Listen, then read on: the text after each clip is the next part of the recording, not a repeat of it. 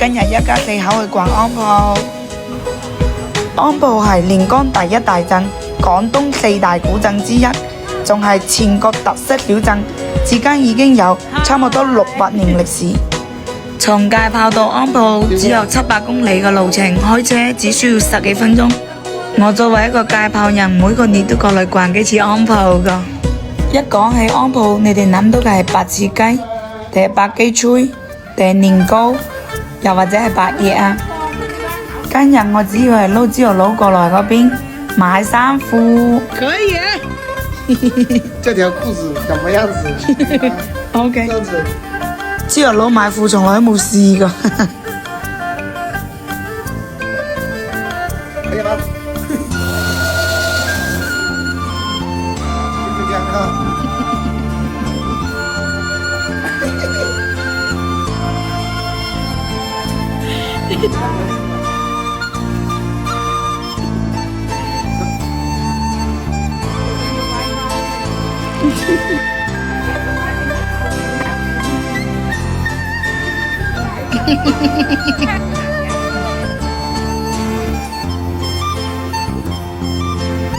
買好衫褲地，我哋下一站。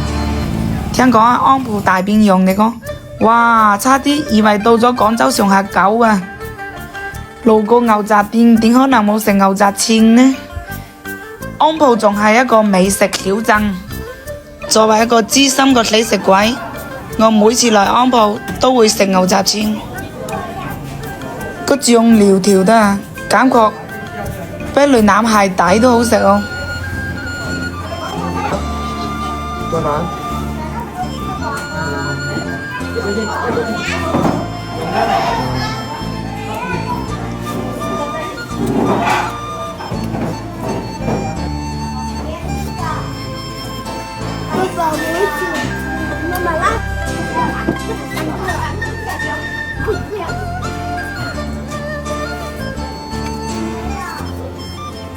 食完牛雜串，我哋繼續逛下一站。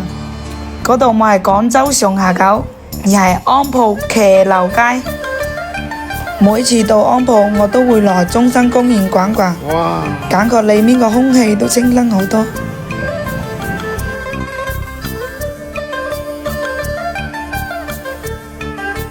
逛完公園就逛廣場。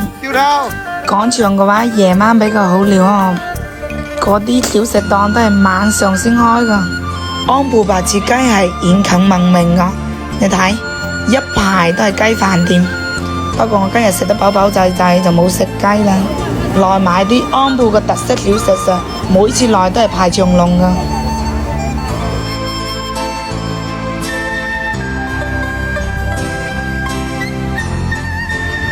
艾葉煎堆白葉雞髀糖，好食吧？